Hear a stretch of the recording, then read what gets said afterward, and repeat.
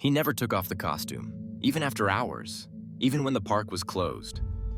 No one ever saw him clock in or clock out, and according to HR, no one was ever hired to play him. The footage wasn't archived, the complaints were.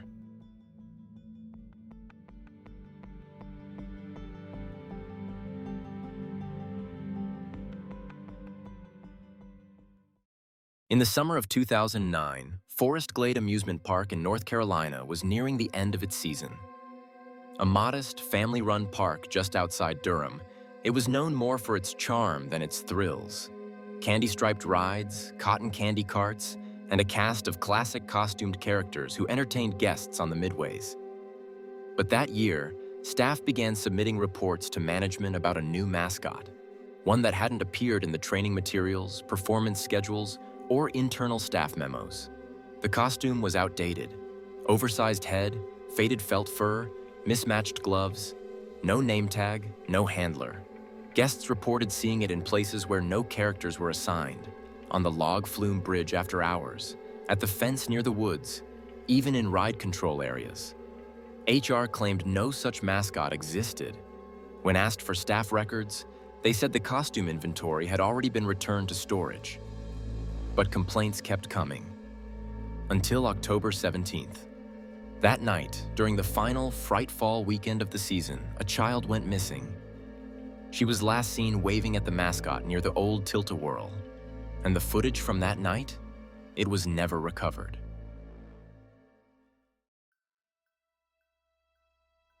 Forest Glade's Fright Fall event ran every weekend in October, featuring costumed performers, haunted house walkthroughs, and extended hours after dark. October 16th was busy but uneventful. Guest surveys reported long wait times, low scare factor, and only 2 minor injuries. 1 twisted ankle, 1 fainting spell. But several employees noted something strange. A performer no one could identify, wearing what they described as a really old mascot suit. The costume wasn't part of the official fall event. That night, 2 different ride operators mentioned seeing the mascot in off-limits areas, near the staff-only gate behind the carousel, standing still behind the photo booth wall near the north exit. One operator claimed it waved at her, but only after she turned her back. October 17th was the final Saturday of the season. Attendance peaked at over 2,300 guests. Sometime between 8:15 and 8:30 p.m., a 6-year-old girl named Hannah Morrow became separated from her older brother near the Tilt-A-Whirl. She was last seen by a food vendor at Station 9, waving toward the midway. When asked who she was waving at, the vendor said, "I just assumed it was one of your characters." But there were no characters scheduled in that zone after 8 p.m. A park-wide search was initiated at 8:41 p.m. The area was cleared. Guests evacuated. Hannah was never found, and the security feed from Station 9 glitched out between 8:12 and 8:33 p.m. Over the next 48 hours, local authorities conducted a full sweep of the park and surrounding woodlands using dogs, drones, and search crews. No trace of Hannah Morrow was recovered. No clothing, no belongings, no footprints past the back fence. Forest Glade closed permanently 2 weeks later.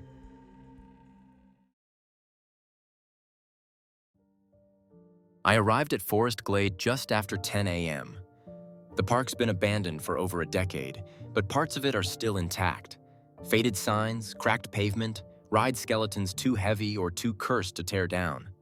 The front gates were chained but not locked. I stepped through, documenting everything as I went. The smell of rot and rust hit almost immediately. The booths were still standing, mold growing around the popcorn machines, faded ticket stubs stuck between floorboards. But what struck me most was how quiet it was. Not just empty, quiet. I set up near the center food court area where power lines used to branch off toward the carousel and log flume. The control stations were stripped of gear, but there were still remnants, cables, laminated shift charts, one old map with Fright Fall 2009 circled in red. The county sheriff's department had combed the grounds back in 2009, twice. Drones were flown, cadaver dogs brought in, nothing. I found a torn corner of a photo near the Tilt-A-Whirl fencing, weather-worn and half-faded, just the edge of what looked like a costume glove. Maybe nothing. But it was tucked behind a rusted bracket, just out of sight. That first afternoon, I started mapping the layout from the original staff records. According to the schedule, there were supposed to be 6 mascots active across the park. But I found 8 changing room slots labeled by color codes. Only 6 had corresponding names.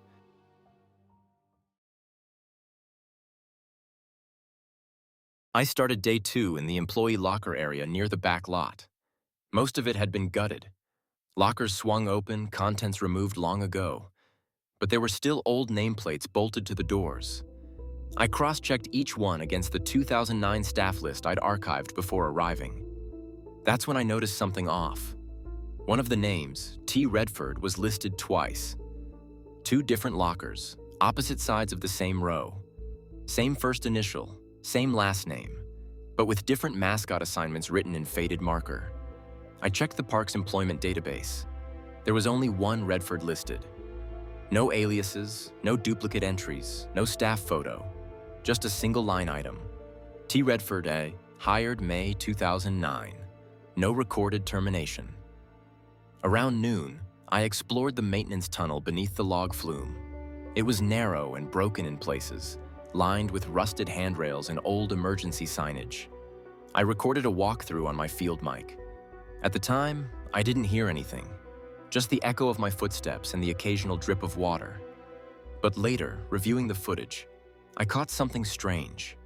A short metallic scraping noise, like metal on metal in the distance. It hadn't registered in real time, only on audio. I played it back again, and again. It always appeared at the exact same spot in the tunnel. That night, back at my hotel, I ran a broader record search through archived public safety files. There was a Redford listed in a minor police report from the same year. Someone found loitering behind the Forest Glade staff trailers in September, wearing what witnesses described as costume gear. The individual refused to give a first name and had no ID on them. The responding officer noted the person didn't speak, only stared, then walked into the tree line when questioned. No charges were filed. The case was labeled harmless trespass, possibly under the influence. I began reviewing the tunnel recording again that evening. This time, the clip started with an extra second of static. It hadn't been there before. I was sure of it. I paused the file and stepped away. Maybe I missed it earlier, maybe not. But as I looked toward the hotel window, I saw movement reflected in the glass. When I turned around, there was nothing, just the lamp and the dark behind it.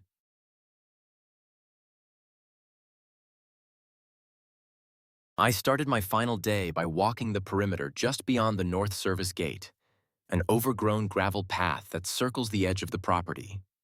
I wasn't expecting much. Most of the woods had reclaimed the fencing. The trail markers were either missing or illegible. But about 300 feet beyond the tilt-a-whirl fencing, I found something I wasn't prepared for. A single weatherproof pouch, half buried under leaves, lodged against a tree root. Inside was a faded park map and a Forest Glade staff badge. The badge wasn't registered to any of the names I'd seen. No photo, just a name, printed in all caps, Redford. The lamination was cracked, but the plastic had that slick feel, like it hadn't been there long. Maybe days, maybe weeks. I returned to the grounds around 4:30, retracing areas I hadn't fully explored. Near the back of the carousel structure, I noticed a service shed with a broken lock. One I'd walked past twice before without realizing the door wasn't fully latched. Inside, buried under old signage and discarded props, I found a ring of maintenance keys. One of them was tagged for the lower tunnel system, and I knew exactly where it fit. I returned to the tunnel just before dusk, this time through the original employee access hatch beside the log flume queue. Near the back corner, behind a wall of discarded safety cones, I found a thin door, not metal, not marked, just plywood and hinges flush with the wall. It wasn't locked. The room behind it was small, barely wider than a closet, but someone had spent time there. Old blankets, empty water jugs, a small mirror, and in the corner, a pile of Mascot gloves. All left-handed. I don't know how long I stood there, but by the time I stepped out of the tunnel, the sun was gone.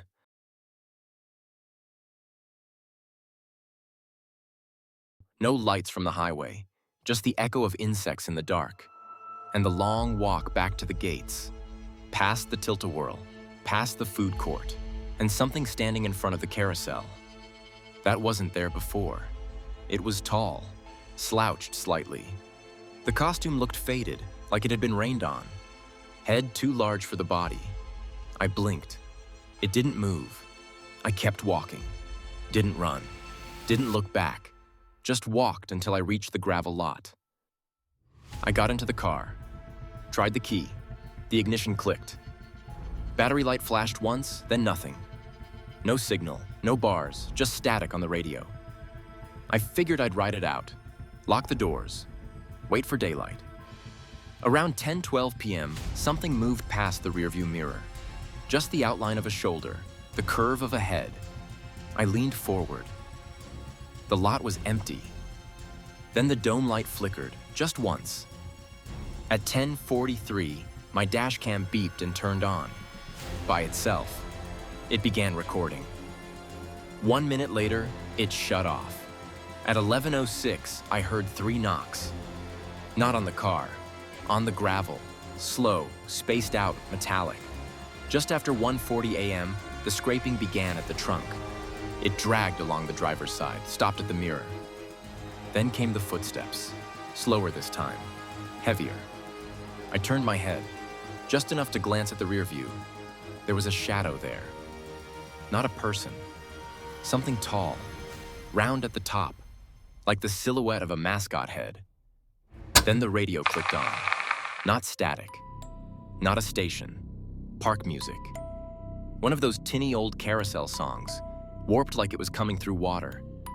I reached for the dial, but the doors all unlocked at once. I froze. The music stopped. 3:03 a.m. Dead silence. Nothing moved again until sunrise. When I stepped out, there were no footprints, no glove, just a faint scratch across the passenger side door, and 3 words barely etched into the paint. Still working here.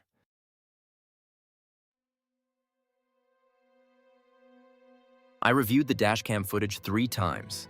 The clip from 10:43 was still there, time-stamped, tagged, no video feed, just a black screen, but the audio was clear. Breathing. Not mine. I filed the incident with local authorities. No follow-up, no reply. Forest Glade remains closed, still listed as private property and now marked for demolition. No one's claimed ownership of the park's archived records since 2012. No trace of the badge I found. No trace of T. Redford. Just a name, logged once, without a first name, without an exit date. But I think they were there. I think someone lived in that park. Maybe not just in 2009, maybe longer. And if they did, they didn't leave with the staff. They didn't leave with the guests. Some people wear the suit. Others become it. Case closed. But the park still isn't empty.